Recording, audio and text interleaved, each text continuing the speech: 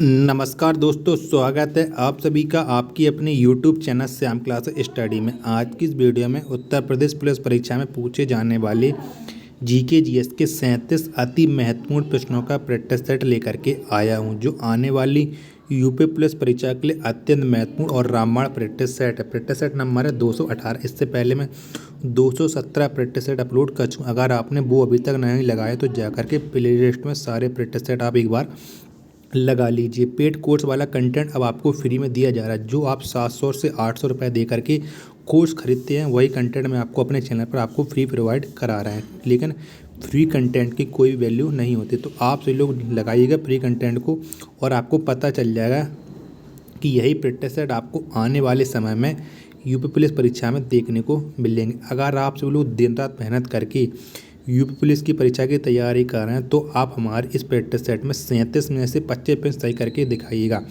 अगर आप 25 प्रश्न सही नहीं कर पाते हैं तो आप टाइम पास कर रहे हैं और अपना कीमती समय बर्बाद कर रहे हैं और पढ़ाई के नाम पर अपने आप को धोखा दे रहे हैं।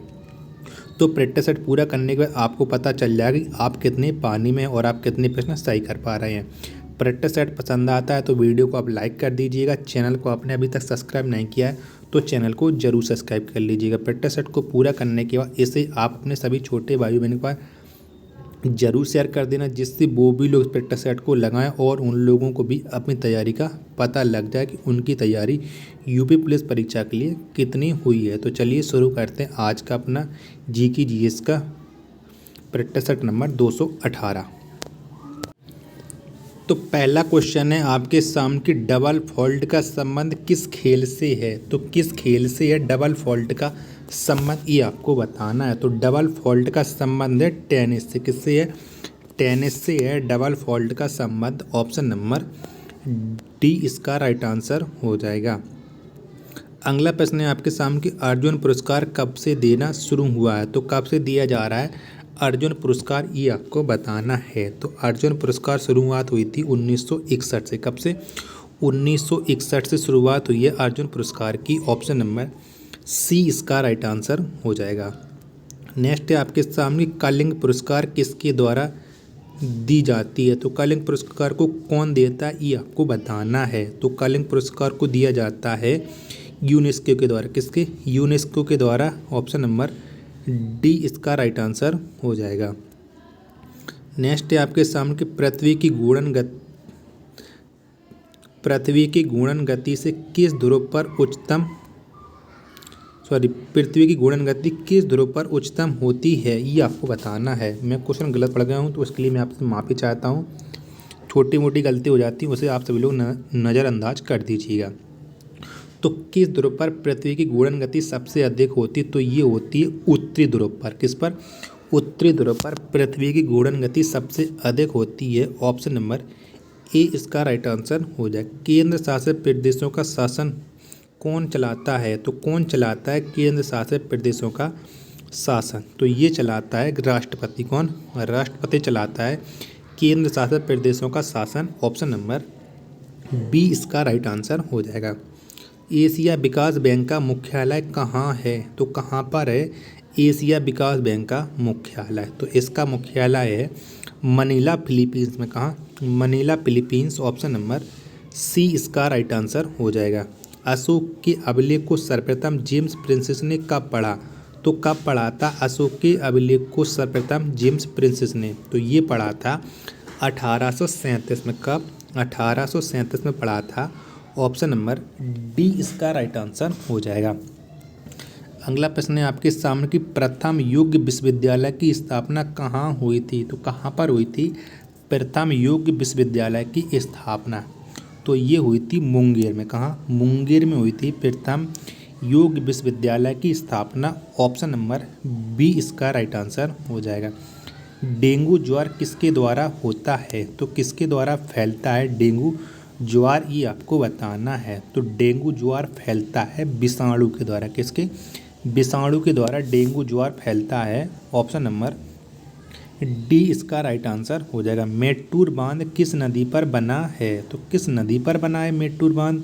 तो जो मेट्टूर बांध बना ये बना है कावेरी नदी पर। किस पर? कावेरी नदी पर मेट्टूर बांध बना है? ऑप्शन नंबर डी इसका राइट आंसर हो जाएगा। नेक्स्ट है आपके सामने कि बौद्ध धर्म मानने वालों की संख्या किस राज्य में सर्वाधिक है? तो इन चारों ऑप्शन के अकॉर्डिंग आपको बताना है कि बौद्ध धर्म को मानने वालों की संख्या सबसे ज़्यादा किस राज्य में है? तो ये है महाराष्ट्र राज्य। कहाँ पर? महाराष्ट्र राज्य में बौद्ध धर्म को मानने वालों की संख्या सबसे अधिक है। ऑप्शन नंबर बी इसका राइट आंसर हो जाएगा। रॉलेट एक्ट किसके शासनकाल में पारित हुआ था? तो किसके शासनकाल में पारित हुआ था? और रॉलेट एक्ट जो 1919 में आया था, तो ये पारित हुआ था लॉर्ड चेम्सफोर्ड के शासनकाल में। किसके? लॉर्ड चेम्सफोर्ड के शासनकाल में। ऑप्शन नंबर सी इसका राइट आंसर हो जाएगा। संविधान के समक्ष किसने उद्देश्य का प्रस्तावित किया था? तो किसने प्रस्तावित की थी उद्देश्य का? तो ये की थी जवाहरलाल नेहरू ने। किसने? जवाहरलाल नेहरू ने। ऑप्शन नंबर डी इसका राइट आंसर हो जाए।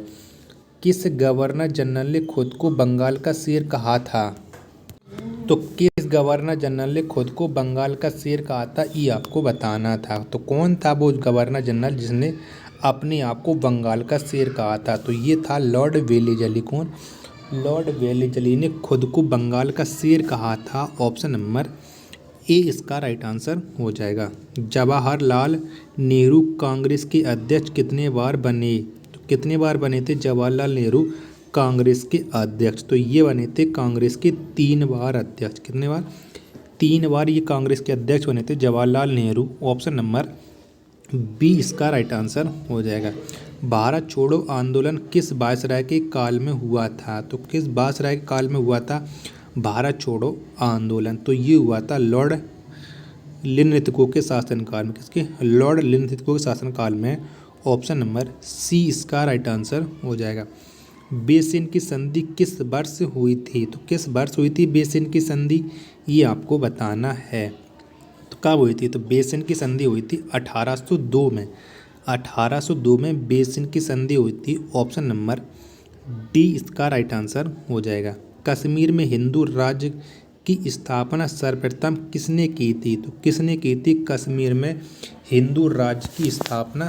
तो कश्मीर में हिंदू राज्य की स्थापना की थी सुहादेव ने। किसने? सुहादेव ने कश्मीर में हिंदू राज्य की स्थापना।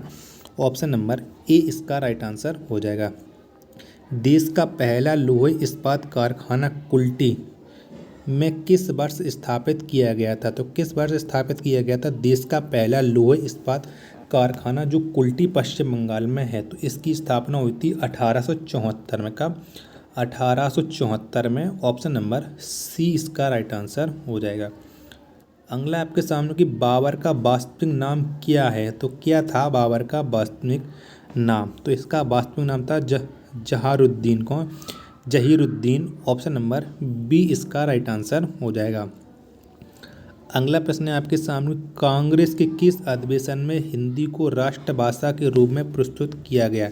तो किस अधिवेशन में हिंदी को राष्ट्रभाषा के रूप में प्रस्तुत किया गया था? तो ये किया गया था बेलगांव अधिवेशन। कहाँ? बेलगांव अधिवेशन में। ऑप्शन नंबर सी इसका राइट आंसर हो जाएगा। नेक्स्ट है आपके सामने ग्वालियर की संधि कब हुई थी? तो कब हुई थी ग्वालियर की संधि? तो कब हुई थी? तो ग्वालियर की संधि हुई थी 1817 में। कब?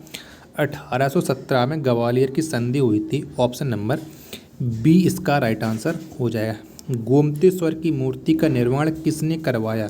तो किसने करवाया था गोमतेश्वर की मूर्ति का निर्माण?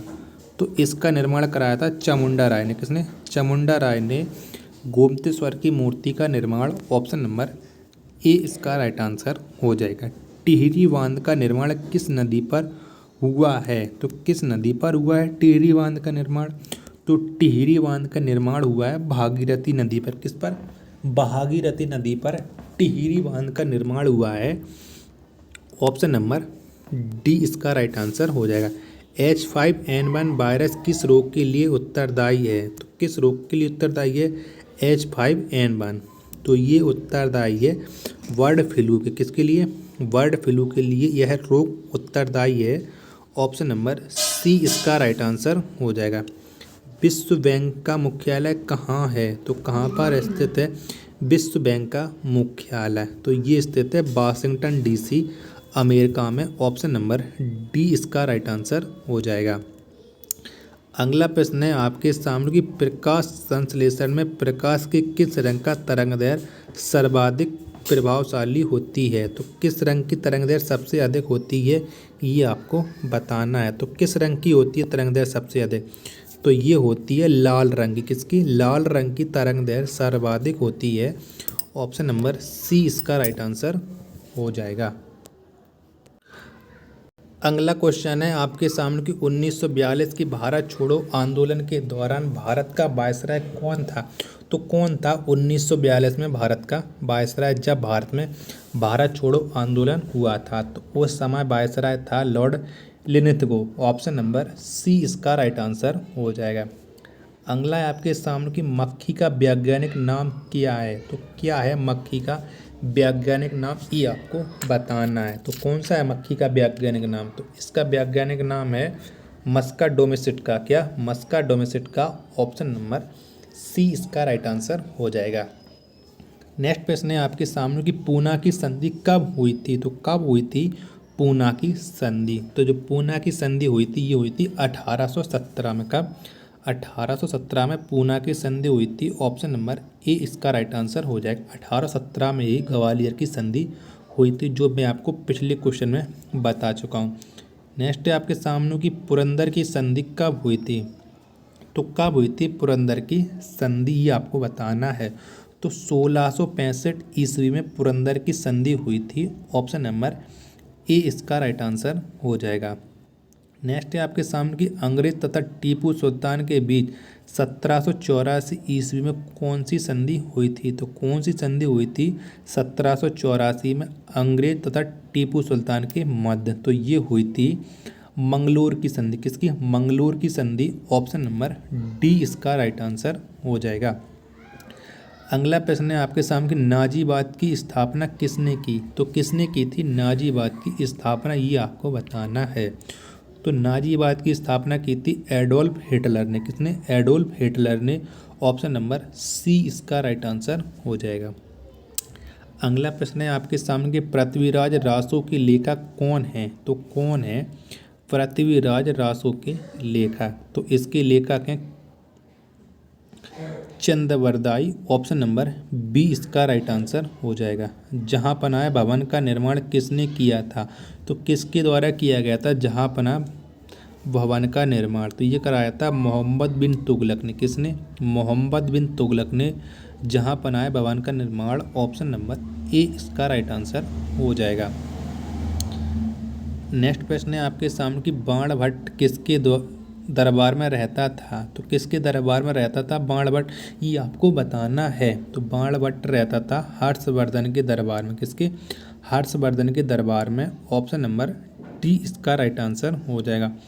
आना सिक्का किस मुगल शासक ने चलवाया। तो किस शासक ने चलवाया था आना सिक्का। तो ये चलवाया था शाहजहां ने। ऑप्शन नंबर सी इसका राइट आंसर हो जाएगा। तो अब आप बताएं कि आपने हमारे इन 37 प्रश्नों की प्रैक्टिस सेट में कितने प्रश्न सही किए हैं। ईमानदारी के साथ अपना स्कोर और चैनल के प्रति आपकी क्या राय कमेंट बॉक्स में बताइए। इसी तरह के प्रैक्टिस सेट लगाने के लिए Shyam class study YouTube channel को आज ही ज्वाइन करें। मिलते हैं अपने नेक्स्ट प्रैक्टिस सेट में। तब तक के लिए धन्यवाद। जय हिंद प्यारे साथियों।